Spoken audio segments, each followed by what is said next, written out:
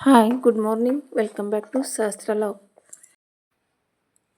Thursday morning 4:30ಗೆ ಎದ್ದು ನನ್ನ ಒಂದು ರುಟೀನ್ ಸ್ಟಾರ್ಟ್ ಮಾಡಿದ್ದೀನಿ. ಬಾಗಿಲವನ್ನೆಲ್ಲ ಕಸ ಗುಡಿಸಿ ಕ್ಲೀನ್ ಮಾಡಿಕೊಂಡು ಹೊಸ್ತಿಲ ಪೂಜೆಯನ್ನು ಮಾಡ್ತಾಯಿದ್ದೀನಿ.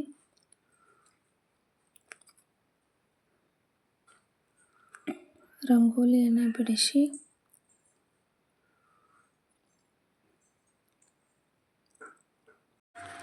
ಇವತ್ತು ನವರಾತ್ರಿಯ 4ನೇ ದಿವಸ ಕೂಷ್ಮಾಂಡ ದೇವಿಯನ್ನು ಪೂಜಿಸಲಾಗುತ್ತೆ. ಇವತ್ತು ಬಣ್ಣ ಬಂದು ಹಳದಿ ಬಣ್ಣ. ರಂಗೋಲಿಯನ್ನು ಬಿಡಿಸಿ ಮನೆ ಕ್ಲೀನ್ ಮಾಡಿದೆ. ಅಷ್ಟರಲ್ಲೇ ನನ್ನ ಮಗಳು ಕೂಡ ಎದ್ದಿದ್ಲು. ಅವಳು ಕೂಡ ರೆಡಿ ಮಾಡಿ ಅವರ ಅಪ್ಪಾಜಿ ಜೊತೆ ದೇವಸ್ಥಾನಕ್ಕೆ ಹೋಗ್ತಾ ಇದ್ದಾಳೆ. ನಾನು ಕೂಡ ದೇವರ ಪೂಜೆಯನ್ನು ಮುಗಿಸ್ಕೊಂಡು ಅಷ್ಟರಲ್ಲೇ ಸೂರ್ಯನ ಉದಯ ಆಗಿತ್ತು. ದೇವರಿಗೆ ನೈವೇದ್ಯಕ್ಕೆ ಅಂಥೇಳಿ ಸಿಂಪಲ್ಲಾಗಿ ಒಂದು ಸ್ವೀಟ್ ಮಾಡೋಣ ಸ್ವೀಟ್ ಮಾಡ್ತಾಯಿದ್ದೀನಿ. ಸ್ವಲ್ಪ ನೀರು ಹಾಕಿ ಅದಕ್ಕೆ ಸ್ವಲ್ಪ ಬೆಲ್ಲ ಹಾಕಿ ಏಲಕ್ಕಿ ಪುಡಿಯನ್ನು ಹಾಕಿದೆ. ಸ್ವಲ್ಪ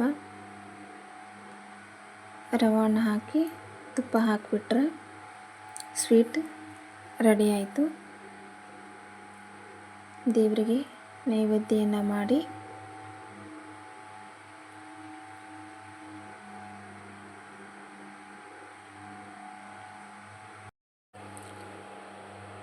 ಚಹಾ ಕುಡಿದು ಅಡುಗೆ ಮಾಡಲಿಕ್ಕೆ ಸ್ಟಾರ್ಟ್ ಮಾಡಿದೆ. ಆದರೆ ಹಸ್ಬೆಂಡು ನಾನೇ ಪಲ್ಯ ಮಾಡ್ತೇನೆ ಅಂಥೇಳಿ ಮಾಡ್ತಾಯಿದ್ದಾರೆ. ಬದನೆಕಾಯಿ ಪಲ್ಯ, ಎಲ್ಲ ತರಕಾರಿ ಎಲ್ಲ ಆಲ್ರೆಡಿ ಹೆಂಚಿಟ್ಕೊಂಡಿದ್ರು. ಈಗ ಒಗ್ಗರಣೆ ಕೊಟ್ಟು ಮಾಡಿ ನಂತರ ಅದರ ಜೊತೆಗೆ ರೊಟ್ಟಿ ಮಾಡ್ತಾಯಿದ್ದೀನಿ. ಉತ್ತರ ಕರ್ನಾಟಕದ ಜನರು ಅತಿ ಹೆಚ್ಚು ಇಷ್ಟಪಡುವಂಥ ಒಂದು ಚಿಕ್ಕ ಮಕ್ಕಳು ರೊಟ್ಟಿ ತಿನ್ನಲಿಕ್ಕೆ ಏನಾದರೂ ಹಠ ಮಾಡಿದರೆ ಮೊದಲು ಮುಟ್ಟಿಗೆ ಅಂಥೇಳಿ ಮಾಡಿಕೊಡ್ತಾಯಿದ್ರು. ಅದನ್ನು ಹೇಗೆ ಮಾಡೋದು ಅಂಥೇಳಿ ಇವತ್ತು ನಾನು ತೋರಿಸ್ಕೊಡ್ತಾಯಿದ್ದೀನಿ ನಿಮಗೆ. ಒಂದು ಮೆತ್ತಗೆ ಏನಪ್ಪ ಅಂದ್ರೆ ರೊಟ್ಟಿ ಮಾಡ್ಕೋದ್ರಿ.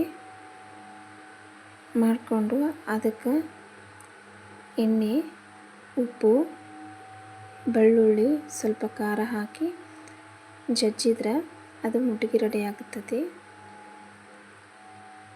ರೊಟ್ಟಿ ಮಾಡಿ ಎಲ್ಲ ಮುಗಿಸಿ ಬಂದೆ. ನನ್ನ ಮಗಳು ಆಟ ಆಡ್ತಾಯಿದ್ಲು. ಅವಳ ಜೊತೆಗೆ ಸ್ವಲ್ಪ ಟೈಮ್ ಸ್ಪೆಂಡ್ ಮಾಡಿಕೊಂಡು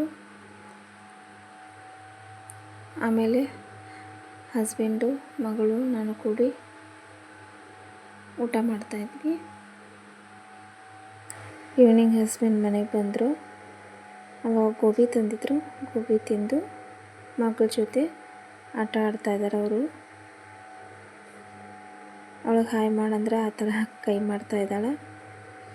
ಇವತ್ತಿನ ಲಾಗ್ ಇಷ್ಟೇ. ಈ ಲಾಗ್ ಏನಾದರೂ ನಿಮಗೆ ಇಷ್ಟ ಆಗಿದ್ದರೆ ಲೈಕ್ ಮಾಡಿರಿ, ಕಮೆಂಟ್ ಮಾಡಿರಿ, ಸಬ್ಸ್ಕ್ರೈಬ್ ಮಾಡಿರಿ. Thank you.